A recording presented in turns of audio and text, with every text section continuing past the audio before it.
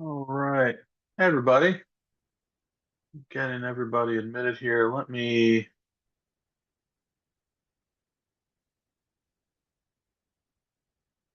see if I can get rid of the waiting room.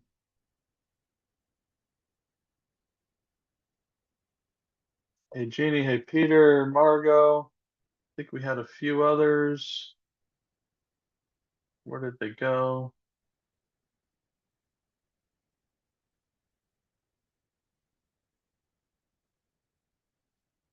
Bear with me, everybody. I'm just making sure we can turn this waiting room off.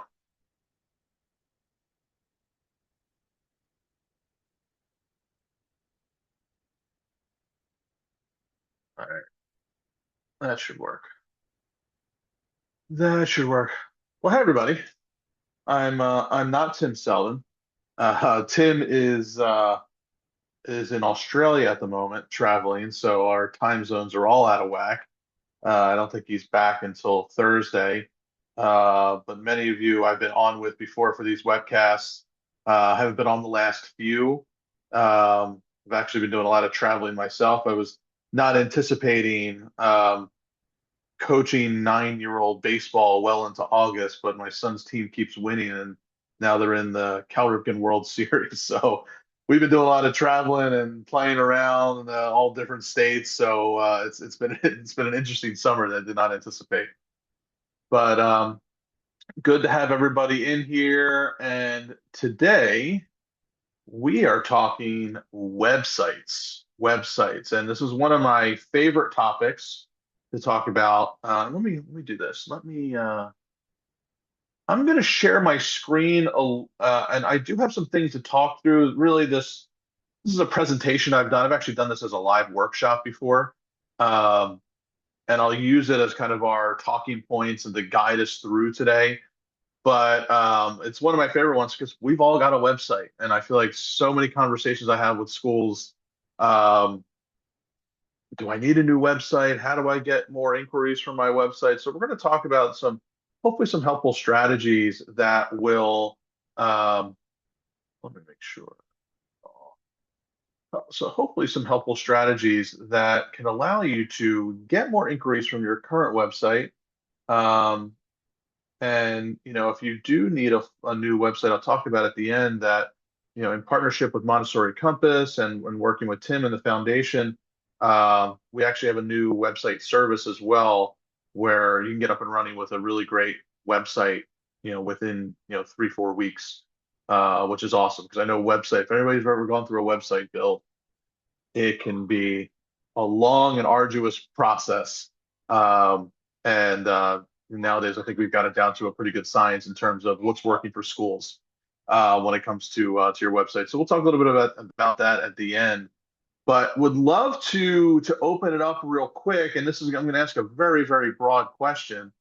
But when you think about your own website, or I would love to know, what questions do you have about your websites, or about websites in general, about your own website, that I can make sure that we get answered or we talk about as a group. Because yes, I have a deck here that we can go through, but more importantly, I want us to have a conversation. And you're probably coming in here potentially with some of your own questions.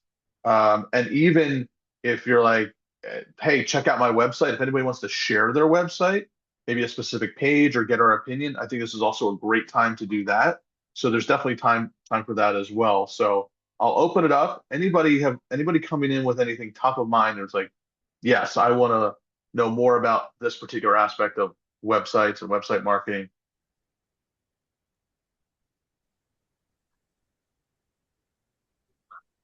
Hey, yeah, I so one and this may Maybe. be too specific and esoteric, but one of the things. So we just launched our new version of our website, and one of the things I'm struggling with as a big advocate of privacy stuff, I want to find the balance between not bugging schools or not bugging parents for cookies and everything else, but wanting to get meaningful analytics out of stuff as well too.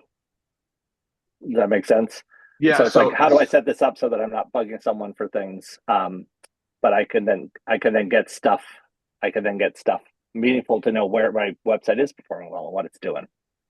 okay. And when you say understand how your website's doing? Are you thinking more along the lines of like Google Analytics Yeah, or exactly. So you go even into Google Analytics, right? So you set it up and it started out originally, not collecting cookies and do all this stuff. And like, great, we can't tell you much of anything. It's like right? everybody looks like a one-page visit and then they're out. It's like, how do I get that without doing exactly what I hate, which is putting endless tracking on things to keep track of everything?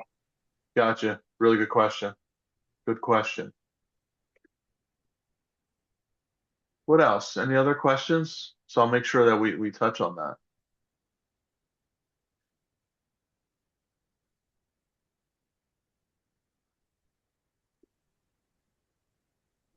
Hi, that's the underwear. The underwear. All right. Well, hold on. I'm going to make a note here. So I want to make sure I come back to that, which is tracking website performance.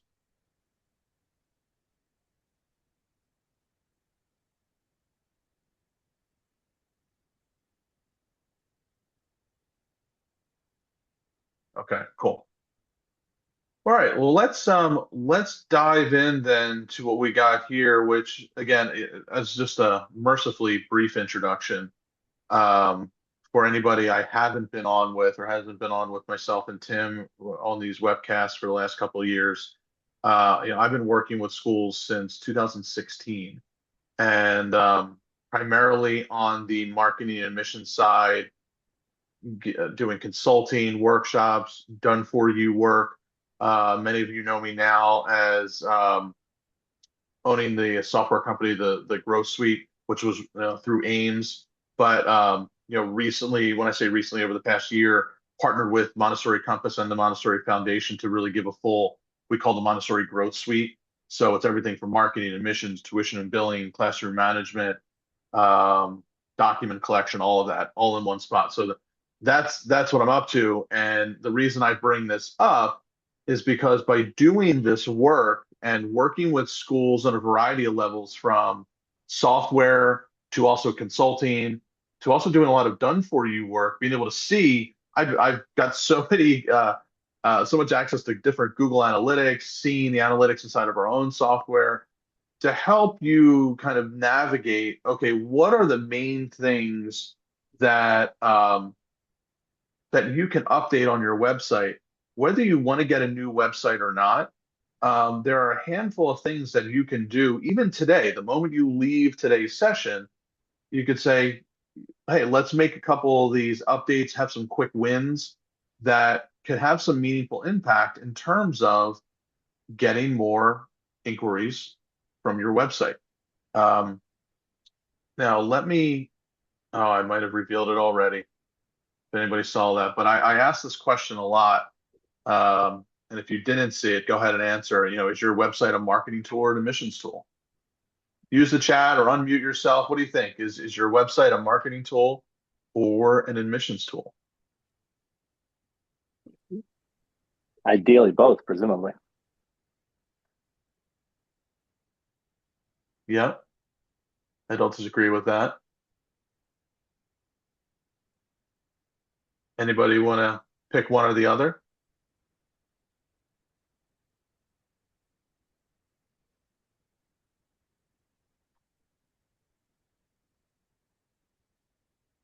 Yeah, so when I ask this question, usually it's a marketing tool, right? It's a marketing asset, which it is.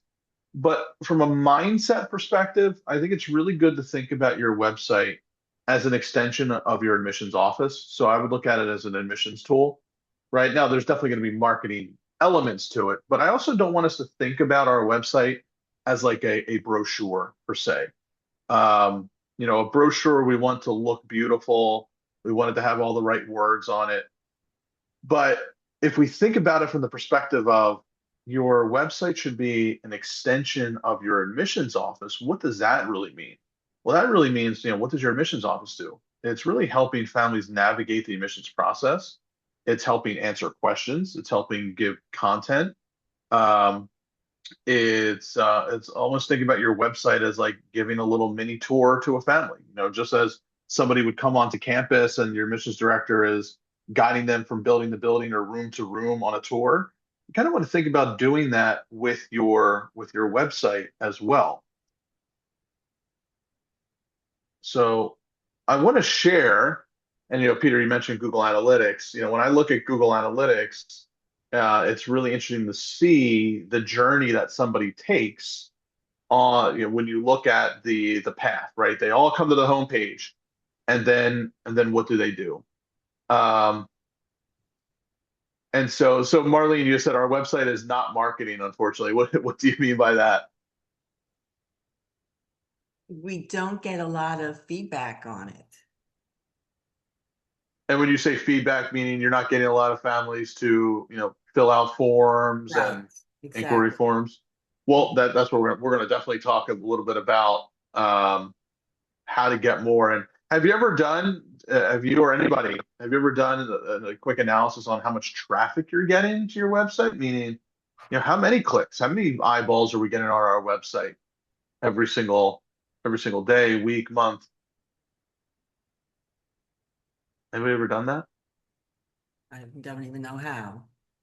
Yeah, I mean, Yeah. we just started. That's with the launch of our new one. That's certainly where Yeah. we started looking because yeah, ours was sitting for a long time, definitely not getting a whole lot of attention. So that's definitely something we're starting now to really see that plus Facebook ads and things like that, and Instagram ads and things. What we're doing to drive traffic, and then that's a big question. Like, they'll of course all report that they're getting us all sorts of eyeballs, but are they of any value? That remains the open Yeah. question. Yeah, and so there's a couple things that we can look at, and we'll talk, especially towards the end here, Peter, about tracking, because I'll make a quick aside that is probably coming from the marketing end of things, where I would do marketing for schools and work on campaigns. The biggest challenge that we've always had, and one of the reasons I started the software company and it does what it does, is because for so long there was always this wall between marketing and admissions, meaning you could run a Facebook campaign, right? Let's say you ran a Facebook ad campaign, right? And let's say it's to register for an open house. You're promoting an open house, you run Facebook ads, you get somebody to register. Great. You've got somebody to register. 6 months down the road, that person who registered for the open house, maybe they applied, maybe they enrolled, right? Then they likely go into some sort of admissions system that you have, a fax, a Blackbaud, or whatever. Name your admission system. Maybe just sitting in a Google sheet, whatever it might be. It was virtually impossible, unless you duct tape a lot of stuff together, to figure out, hey, that person that enrolled, where did they come from? Did they come from that Facebook ad? Did they come from just typing in a search term in Google? Did they come from putting a QR code on a local magazine publication? Right. So that was one of the things we set out to solve, which was being able to track the full journey and knowing, hey, somebody enrolled in October, but they actually came into our system in January. Where did they come from? And be able to track the ROI of your marketing efforts. So it's always been a challenge, and that was one of the things that we solved by really having it all in one, as opposed to multiple things pieced together. Which part of that, obviously has to do with the website. Is what are we putting on our website to collect that information, and where does it go? And we're gonna be talking about that. But let me talk about ultimately how your typical website visitor navigates your website. So let's do a little bit of drawing. Oh, hold on. Draw. All right. So this is where everybody goes. This is your home page. H. Where do they go next? Just fire away with your answers. Where do they go next? Probably go through any navigation stuff that's up there to see kind of what pages, what other stuff is available. What else can I And look then at from here? and then where do they go?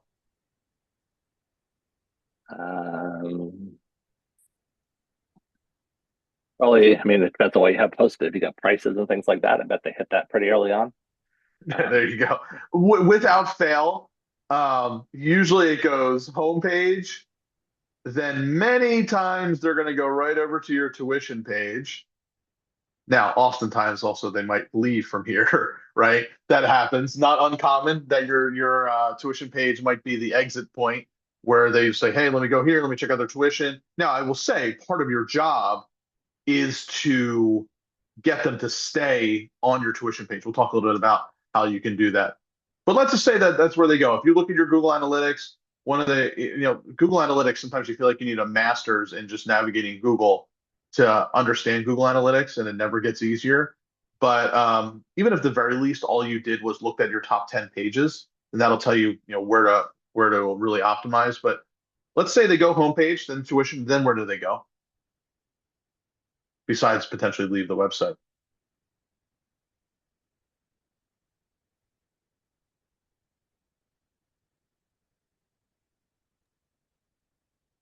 I will tell you, part of this is a trick question that there's no wrong answer here. But fire away. Where would you go if you went homepage, tuition page, you're looking for a school? Where do you go next? I mean, I often look at, who's on the team and who's there and what do the teaching staff look like. Okay, so you're going to the staff, right? So we'll put this is the staff page. Go ahead, Marlene. I saw your hand go up. Where do you go? You're on mute, but go ahead. No, I was just saying goodbye to someone. I was Oh, waving fair enough, goodbye. fair enough. Sorry. I didn't mean to put you on the spot. That's okay. Where else could we go? If you were navigating a site, you're looking for a school for your child, where else are you going to go?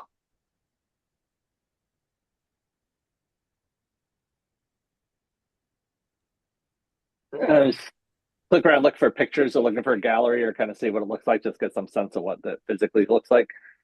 Yeah. All right. So you might be going to the gallery, right? This is supposed to be a photo or a picture. That's terrible. But you could also maybe go even from your tuition page, maybe you go to admissions page, right? Just go to the admissions page and learn about the admissions process. All right. ADM. What are some other pages we might go to?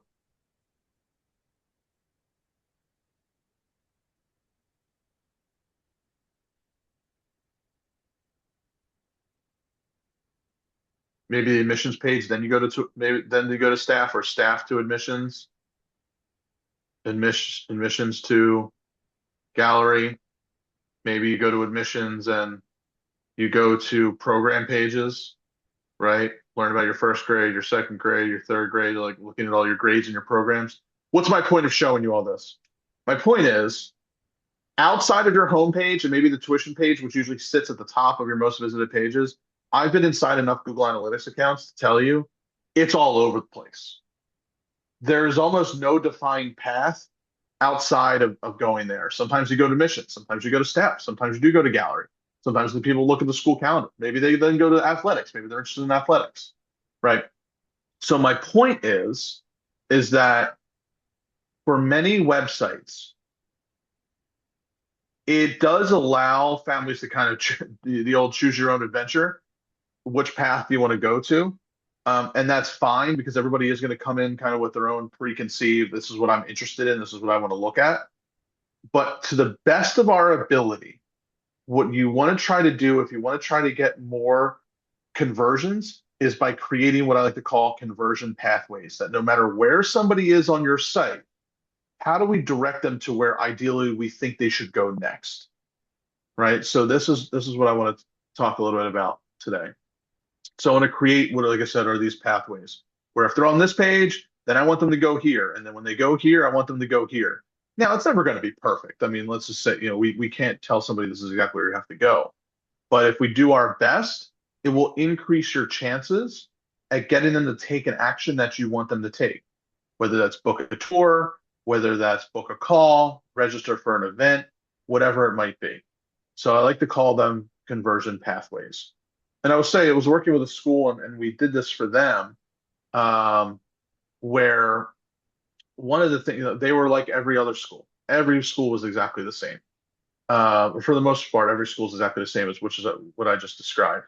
One of the things that we did was we created first what's called an admissions center, right? If you go look at your menu right now underneath admissions, I can almost probably guarantee you there are things like events and tour and inquiry and application, and maybe their own menu item, sub menu within admissions. What I would highly recommend to do and this can be, I would say, a partially quick win, but it does involve creating a web page, is create an admissions center. And that's kind of like your one-stop shop for how families can connect with you. And I'm going to tell you why you want this here in just a few minutes. But ideally, what you want to have is an admissions center. I even have schools put in their menu that says start here, right? So they look in your menu, it says start here, and it's their admissions center. And it's a nice welcome message. And it says, you know, if you're interested in a school, here's what we recommend to do to get started. We're going to come back to that here in a second. The other thing that we did was if you want more inquiries from your website, is to create what's called an inquiry magnet or a lead magnet in general marketing terms. I like to call them inquiry magnets specific to schools. Has anybody heard the concept of lead magnets or inquiry magnets? Feel free to unmute or type in a 1 if you've heard of them, 2 if you haven't.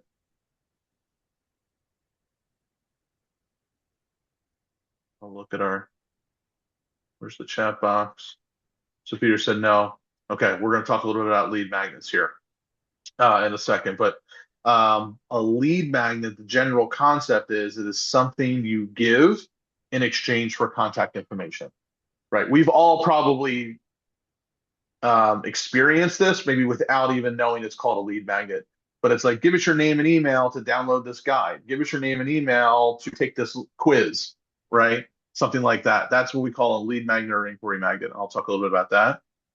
So this is what we did with Austin Peace. And then we added CTAs or calls to action throughout the entire website to either go to the lead magnet or go to the admissions center.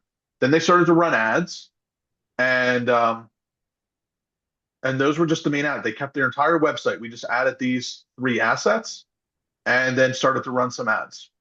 And the previous year, they had 81 inquiries and 1,300 visits to their contact page. And then in the year after doing this, they had 228 inquiries and 3,700 plus visits to their contact page. So then their admissions center became the 3rd most visited page on their website, which is great, right? Imagine if you can get all of your families, no matter how they get to your website, if they're constantly learning about your admissions process and how to connect with you. Their contact us page was the 7th most visited page, and their #1 source of inquiry traffic was through that admissions center now.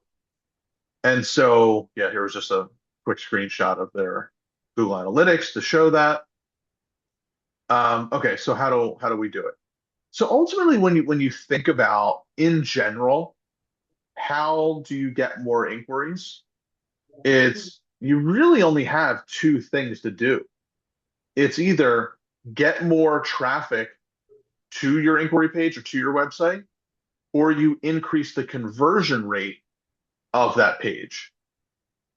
And so let me give you a real example. So I was working with a school. We were doing an audit of their website, and we were doing an audit of their admissions process. And what we saw that there was 998 visits to their inquiry page. They had 346 inquiries, and then they had a 34.7% conversion rate. If you were consulting with this school, That's okay. what would you do as the first thing to get more inquiries? Would you get more traffic to the page, or would you try to increase the conversion rate of the inquiry I page? want to text you. No, make sure you do it if something happens. I'm probably just gonna put this upstairs. I mean, I'd probably start with trying to get more eyeballs on there to start with. I mean, obviously, because if you don't have that, then your conversion rate isn't going to do you a whole lot if you don't have anything on there. But obviously, you know, if you've got some natural organic traffic, then sure, then conversion rates would be great. But I think #1 is trying to drive some traffic. Let's say you're this school and you've already got some traffic, right? We've got about 1,000 visitors, so we've got some traffic. So what I would actually recommend is the flip, Peter, and here's why. Because traffic nowadays is actually easier to get than ever before, because you could go to Facebook, you can go to, I mean, when I say now, I mean, this has been true for years now. But if I want to go pay, if I want to get traffic, I'd go pay to get the traffic now, right? I could put $100 into Facebook. I could drive a few thousand eyeballs if I wanted to. But that doesn't mean it's going to translate to anything. So ideally, you want to think about, okay, if I'm going to get eyeballs to my website or to a particular page, I want to increase the rate of conversion and then drive as many people to there as possible. Because even if we just increase the conversion rate, we actually don't have to get any more people to our website. We're going to get we're going to get more conversions without trying to spend more money. So think about the conversion, and I'll talk a little bit more about that here in a second about how we do this. That's like your machine, right? You get the machine working, or here's another way to put it. If we don't fix the conversion first, it's almost like filling up a bucket with water that has some holes in it, right? We can keep dumping water into it, but if it's not airtight, if it's not working the way, we're going to lose some water out of the bottom. Same way with your website. If we don't have these conversion points that I'm going to talk about, really call airtight and ideal, we can pay for traffic. We can get traffic to the website, but they might leave, right? They might not be able to keep them on. They might not convert into an inquiry or an event registration or whatever you're trying to do. So, how can we do this? And some real examples are typically one of the things I'm such a huge proponent of is that if you think about where are the places on your website where conversions happen, it's getting an inquiry. And when I say conversion, it means getting somebody to take an action, booking a tour, filling out a contact form, filling out an application, filling out an inquiry form. I don't know if I already said event registration, registering for any event, right? So ideally, you want to have a dedicated page that does a couple things. It's its own standalone page with only information about taking that action. You will only want to collect as much information as you need at that point. I can't tell you how many times I see like open house event registration forms that are asking for address and all these different things that they're asking. The longer that form is, the less conversions you're going to get. Now, when it comes to inquiry and application, look, you got to get what you need to get, right? But if it's to book a tour, if it's to get an initial inquiry, if it is to register for an event, parent name, student name, grade level of interest,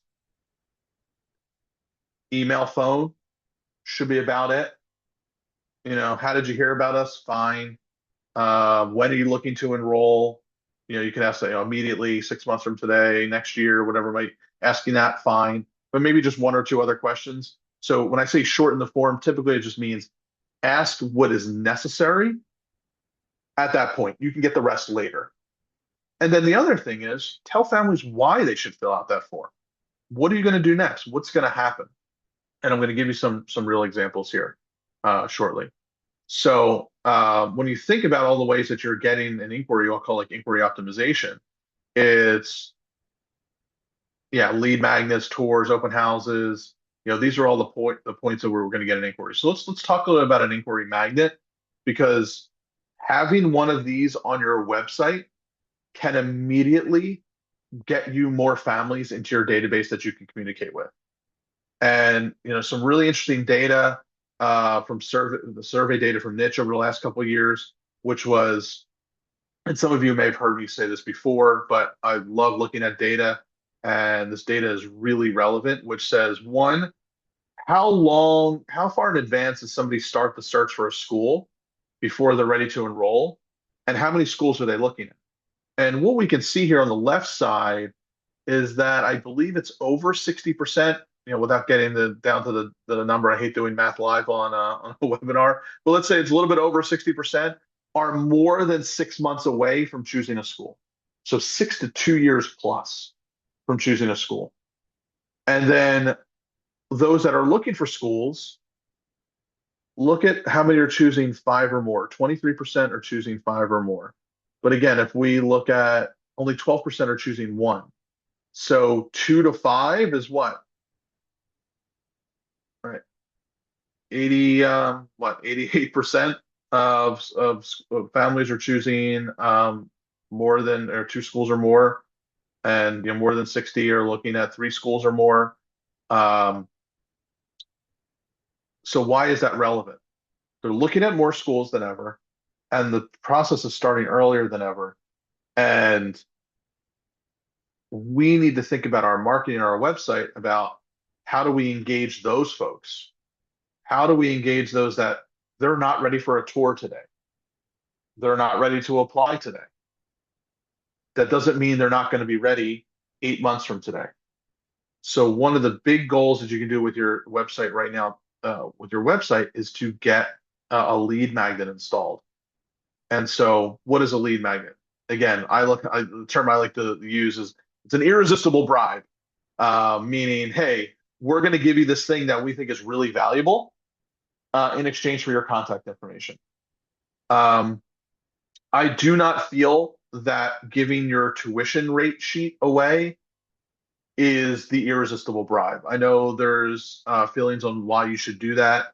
We've done a lot of research on that, and that does one, it doesn't classify as a lead magnet, and I would highly recommend publishing your tuition on your website.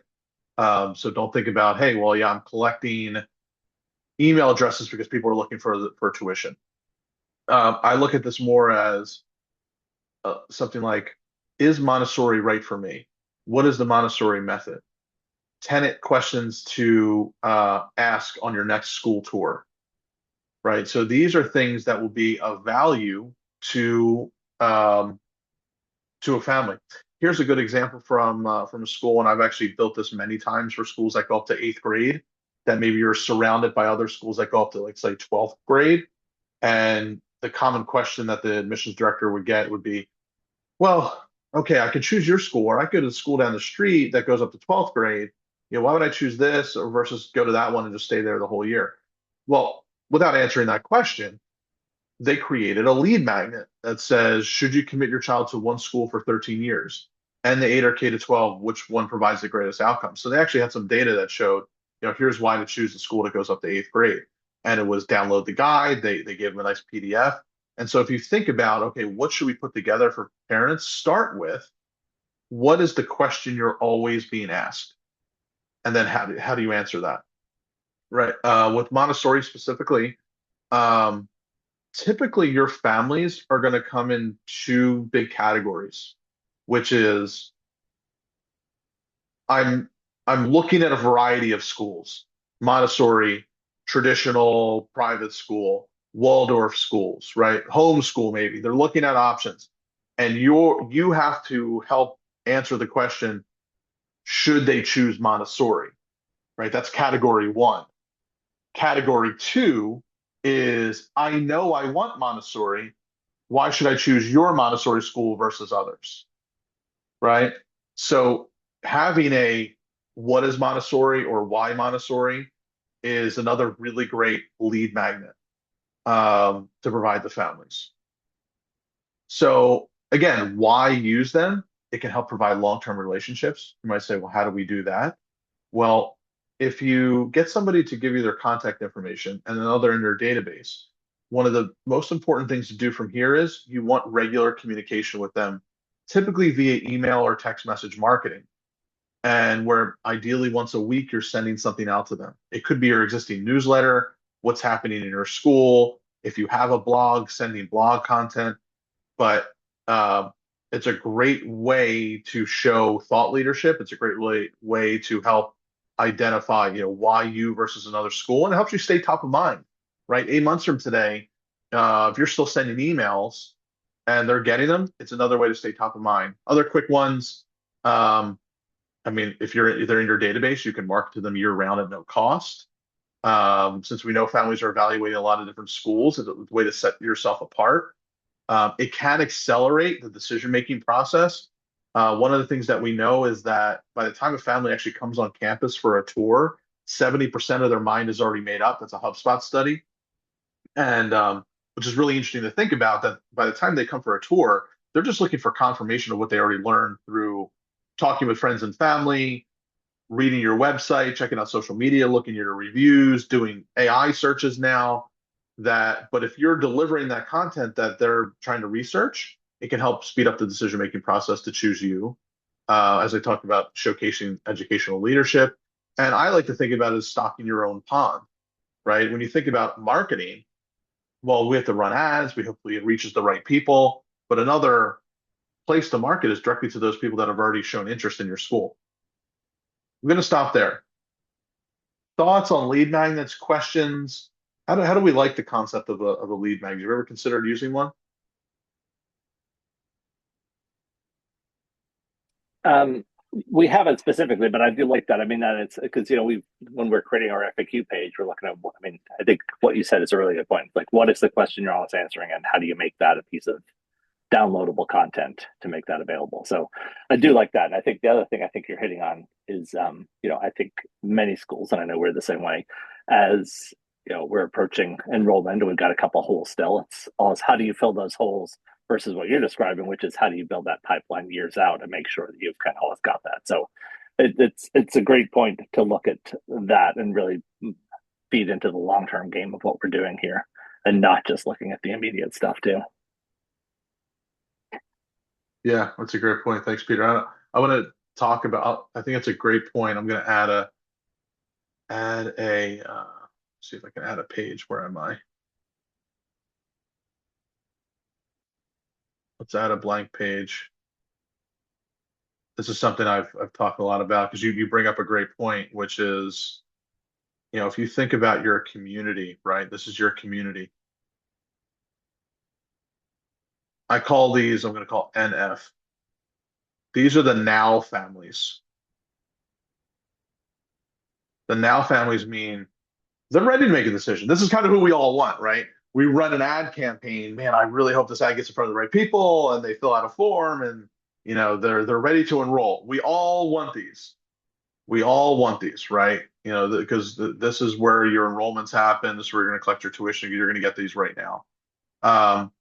Now, on the outer ring here, let me just say, I'm going to call these the never families. There's obviously a segment of the population here within your community that they're just not going to enroll at your school. They're not going to choose a private school, and that's fine, right? They exist. They're out there. But this is the big market that I think gets underserved from a marketing standpoint. It's this section I'm trying to color in, which is those families that aren't ready right now, but they might be ready 6 months, 8 months, 12 months from now. So if you run campaigns targeting the center ring here, the future families, I'll call FF, future families, you'll still get the now families. They'll still see your ad. If they're interested, you'll still get them. But if you're just talking about, and I'll give you a specific example. I talk to a lot of schools and they're like, we want to run a campaign that says apply now, spots are open. You can do that and you might get somebody, but that's a really small segment that you're going to run an ad on Facebook, let's say, that gets somebody to enroll right now because they saw your ad. I would rather run something that says, come to this informational event on our financial aid program, right? That's almost like a lead magnet in itself. Or, download this guide, or just quite simply schedule a call with admissions, right? Something simple like that, where maybe it's just, not a whole lot of commitment initially. You get them in your database, you start the ball rolling. But I point this out that if anybody is running campaigns that say like, hey, enrolling now for the fall, that's a tough campaign to run.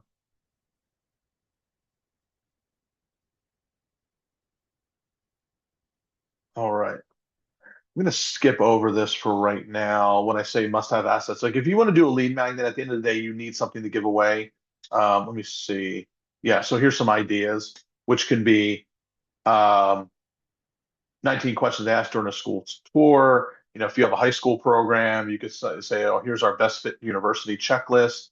I ran this one for schools that have gifted programs, and the number one question families have is my child gifted? That works really, really well. Kindergarten readiness checklist. Is Montessori right for me? What is the Montessori method? These have all done really, really well. Why switch is a good one that's done well. It's a much more targeted audience. If you've ever said to yourself, man, I would really like some more elementary students. Elementary is one of those great. It's a tough marketing campaign because many times you will have to get somebody to switch schools. But if you have a piece of content that says why switch, the 4 reasons why families switch to ABC Montessori, Something like that can work really well. And while you may not get tons of volume because it's very targeted, if somebody fills that out, think about what you have now. Somebody is unhappy potentially at their current school, they're looking for another option, and they're interested in you potentially. So it's a really good conversation starter. Yeah, here are some ones that we've done. We've talked about this. Top 5 benefits of Islamic schools, thinking about switching schools. Um, a thank you page, I think, is an underutilized page where somebody fills this out, and it's not just, hey, thanks for filling this out. It's how do we keep you on the website and encouraging you to take the next step, which is, hey, why don't you come to an upcoming event, or why don't you schedule a call now? Because yes, they downloaded a guide. They're probably not expecting anybody to reach out to them, but we can try to kind of nudge them along, if you will, in the process. Typically, what I found is about 10 to 15% of people will take this immediate next step, that they'll download the guide. They might not even read that guide. They'll be like, "Ooh, hey, there's an open house coming up. All right, now you've got them at an event, or schedule a call, or schedule a tour." So using the thank you page to move to the next stage of your admissions process. And by the way, this is also really great for conversion tracking, going back to tracking, because anybody who lands on this page and you put a little tracking code on there, you know there's only one way for them to get there. So if you run ads or something along those lines, you can track them back to. If somebody filled this out, you can track them back where they came from. All right. And then think about events and tours. Again, if you run an event, most common is to have that event on your website, saying like, hey, here's our upcoming event, and having all that registration happen on your website. I would highly recommend that if you think about your events, to have them as dedicated landing pages. Pages like, let me just show you. I'll just put up a couple different examples.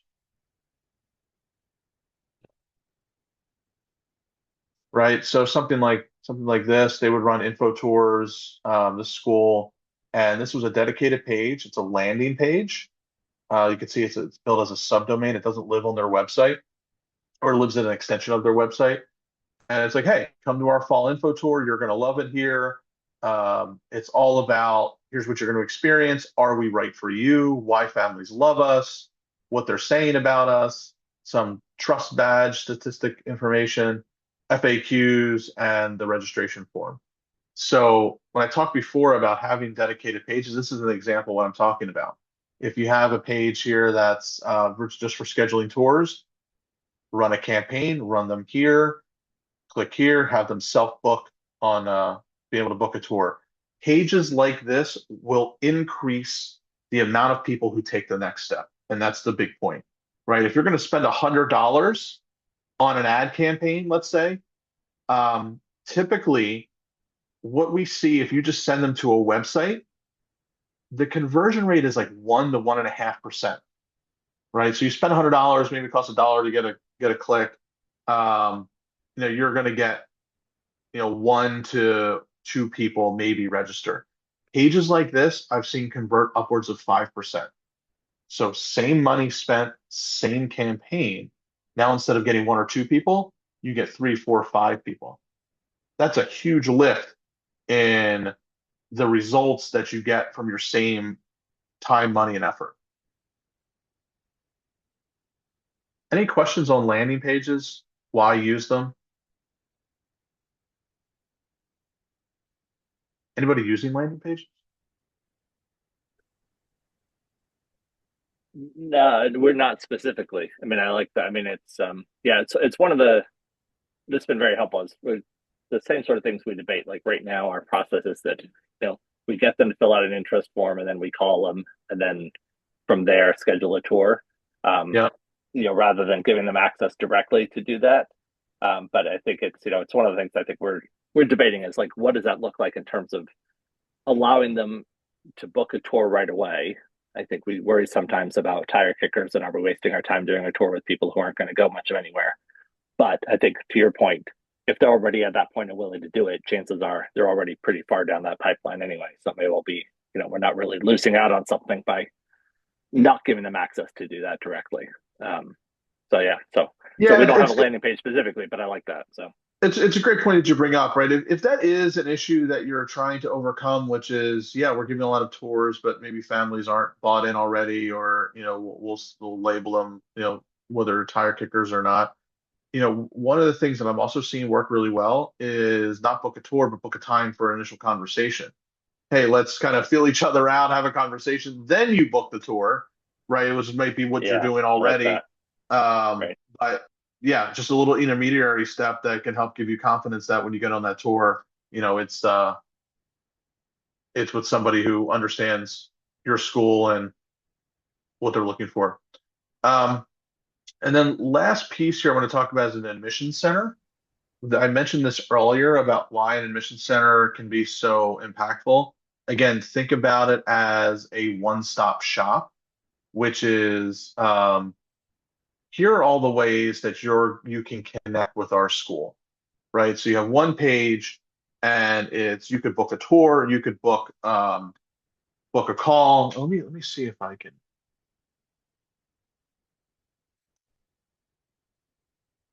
Let me see if it's this page.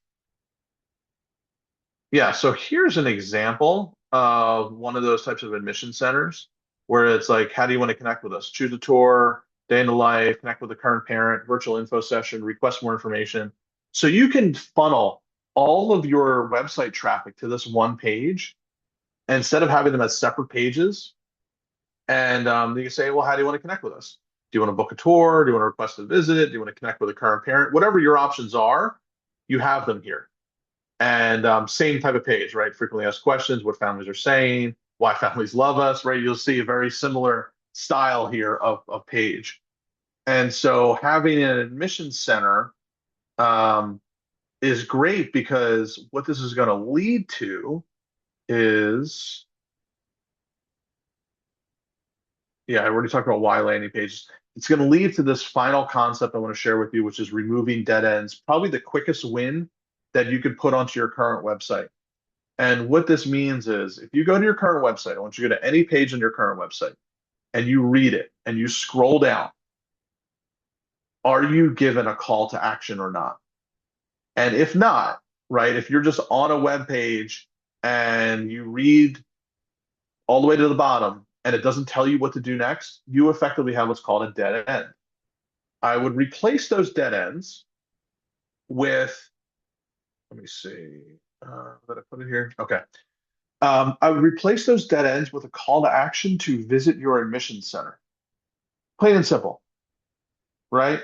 Whether it's a welcome message for your head of school or a program, or a page about your elementary program or whatever it is, look at that page and simply just add a line. It could be in the middle, it could be towards the end, but at the very least at the end that says, and if you want to learn more about why families love our math program, if you're talking about math, right? Or why families love our nursery program, or why so many families have loved our school for the past 100 years. Click here to visit our admission center to learn about all the ways you can connect with us. That's it, right? Nice one-liner. Send them to the admission center. Let them decide how they're going to connect with you. Maybe they're ready for a tour. Maybe they want to come to that event. Maybe they just want to have a conversation. But instead of feeling like, well, should I send them for a tour? What if they're not ready? Admission center, one singular spot, a one-stop shop for all the ways the families connect with you. So removing dead ends, removing dead ends. Do you mind hitting on kind of what are the key parts of an admissions center, right? Because I think we have like a contact us page that certainly does some of that, but I guess I'm not quite clear on kind of what's the level of detail that's in the admission center versus just some of the other pages that are out there on the website. Yeah. I'm trying to think of a school offhand. Um,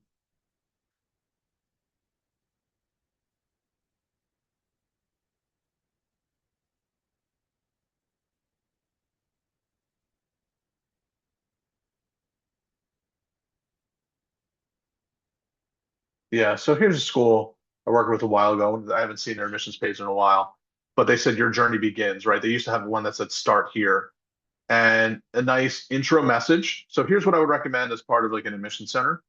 I might have it, but Yeah.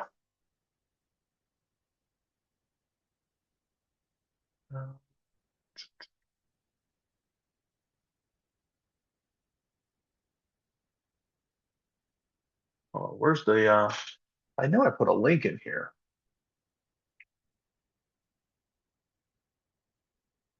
I'll find it. I'll see if we can email that in. It's a template for an admission center. But ultimately, an admission center template is a nice welcome message. Why us? Calls to action at the top for how do you want to connect with us? You can inquire or request a tour, and then it could be, more information about you. A great, having a video is great. Now it looks like they have more information about the school here. Let's see what they have. They have a magazine. That's fine. And then they come back down here and you have a call to action again. Contact us, take a tour, inquiry form. So this isn't a bad admission center as a way to think about what should go there. Here's another example, which is here's who we are. How do you want to connect with us? You can have just a form here that they get started with.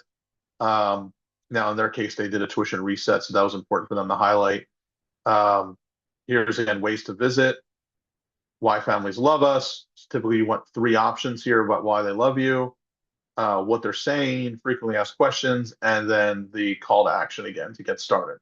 So you really can't go wrong doing that, but ultimately, you just want to highlight all the different ways to connect with you. Any sort of fast facts are always good on this page. So, Peter, is that helpful to see some of those?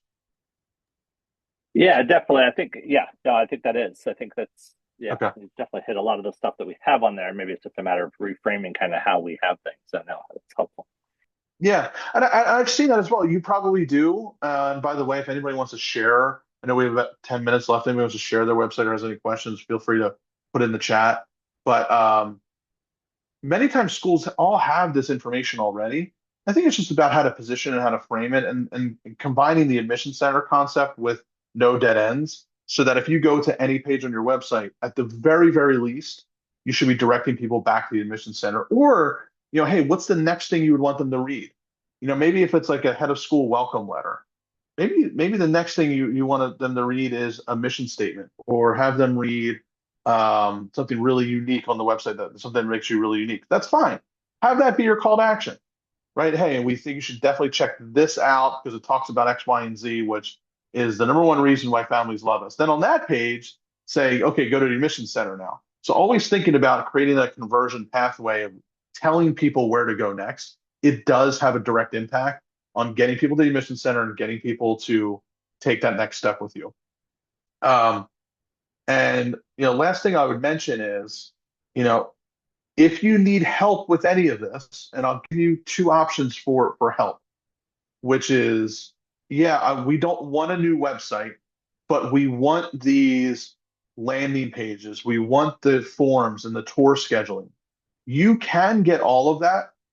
And I'll just highlight this. Like you can get all of this, like the lead magnets, but you have to go buy all these tools, landing page builders, these opt-in monsters, another tool I've used before, email marketing system like a MailChimp, Calendly for tour booking, a way to track your families through the process. Like you can get all of that. You have to buy all that. That's why we started the software, the Growth Suite software, and combined it with Montessori Compass as well. It's because all of this is in there. You can do your landing pages, your forms, your automated reminders, and your emails, and your tour booking and events and all of that, and even your admissions process and collecting tuition, all of that. You can do all of that in there. So if you're like, hey, I would love to do this, I don't want to get all these tools, or maybe you're already using those tools, we can talk about the software. Or if you're considering a new website, don't go to a big agency or somebody who's looking just to hop on now. Don't go to necessarily the big agency or pay somebody local that's going to charge you $5,000, $10,000, maybe even charge you that per year just to maintain the website. We have a really great new website service partnered with Montessori Compass that can have a brand new website up for you that has all these elements in there: a Montessori blog, a lead magnet, structured in a way that gets families to convert. And obviously, The big key there is your messaging and how your messaging is structured to talk about why you. If you want to have a conversation about a website, that's all I would say. Like, let's have a conversation. Let's talk about your current website. We can talk about how we can help and get that set up. Essentially, what you can do is if you go to Montessori Compass, so you can go to Montessori Compass right now, and this highlights what we call the Growth Suite, which is that all-in-one software that does, takes all this and does it all in one now in one spot. You don't need all those tools. This will help you optimize your current website. Then if you want to talk about that or talk about your own website, if you come to montessoricompass.com/webinar, let me put this in the chat real quick. You go to montessoricompass.com/webinar. You'll see there's 2 calendars on here. One of them's me here at the bottom.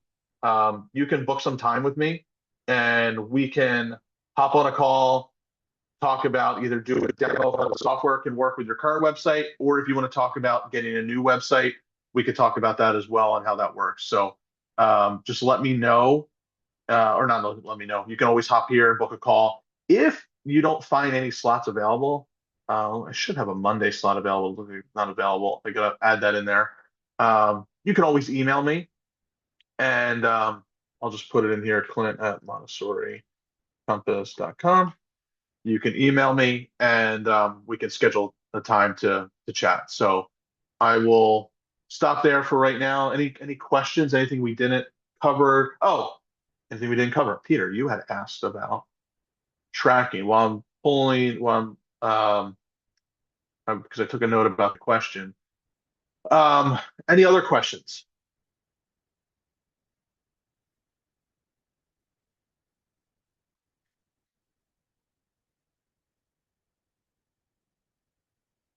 All right. So Peter, do you already have a cookie consent banner that you're using?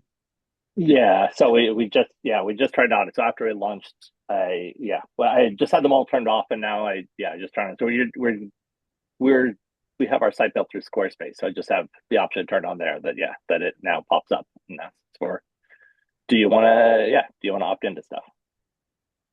Yeah, so on one end, look, if you put that on there, it's always a little bit tough to do um, add attribution if you have that on there because Right. yeah, if you're not. Now, the other thing to think about, if you've considered is, I mean, you're not required to have cookie consent unless you're it's just mandatory, in the EU and UK, right? Right. So that's where it's mandatory. It's not mandatory on school websites. So have you thought about even just not having it? Yeah, no, definitely. I think that's absolutely. I mean, it's a great point, and that's definitely. I don't want to run afoul of places where it is required, obviously, and and maybe it is obvious as given that we're a school here, we're not marketing to the EU, obviously, for stuff. Yeah. So is that the case that we can, if we're not marketing to that and we're not there, then we don't have to bother asking, and we can just kind of plug it all in the background? I mean, in short, that's the simplest answer is, you don't need it. Like when we're working with schools in their marketing, we don't recommend having it on there. We typically don't. Right. So yeah, I mean, and then it's right. Then it's just my own philosophical hangups about, I'm a big no, it's user and it's a common just like, it's a common thing to be concerned about, and it's obviously something we're always talking about, and it's become a point of a talking point even amongst Meta and these ad platforms about how they're looking at cookies. But yeah, in short, you don't need it. That should make your life a little bit easier from a tracking perspective. So unless you feel like there's a big push to have it, or somebody's kind of forcing your hand one way or the other, I would say. No, I mean, I think it's more just like, I mean, I think, am I correct in my understanding that if I don't, whether I have them opt in or whether I do it, if I'm not tossing those cookies on there, I guess that's the piece I'd love to figure out. I don't have any problem with tracking, internal analytics for the purposes of tracking stuff, right? But the problem is, to your point, once you do that, it says what Meta is hooking into and where else it's going. And everything else, I just would prefer not to contribute to that whole ecosystem of stuff that's out there. So it's a way of doing cookies that allow for the analytics internally on our website to know kind of great. I could, but before I turned it on, everyone just looked like a one-page viewer, right? They came and they bounced out, and no matter what page they hit, They look Right. like a brand new user, right? So trying to track that internal stuff versus, okay, I'm not now tracking, adding to some other tracking cookie that's existing to say, great, you went to here and you visited a Winfield site and then you did this on, on Facebook and everything else. Like, I'd love to try to figure out how to avoid that while still giving ourselves access to just website performance stuff and looking at how that's doing. Yeah, I'll do a little bit more digging and research on that. What I come up with, I will, I'll share with you. I'll connect with Tim. We'll get an email out about that because, yeah, there can be a lot of considerations there, and I want to answer it thoroughly. Yeah, I So appreciate that. besides just saying, hey, you don't need it, but let's think about all the different considerations, Yeah.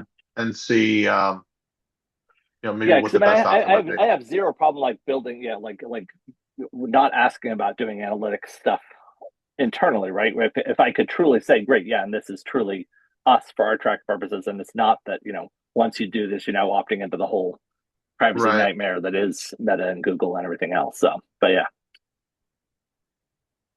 Okay. Yeah. Let me take a but deeper overall, look it's been for you. very helpful. I think he gave us some great leads. I think he got a couple of things that I know we can do pretty easily that Cool. make a lot of sense. I appreciate this conversation. So Great. I'm glad it's been helpful. Marlene, Jeannie, Margot, anybody else have any questions? All right.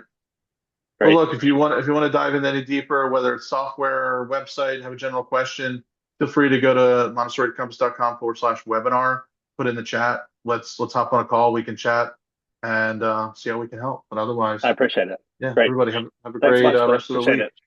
Thanks, Yeah, Peter. thanks, you too. Bye. Take care.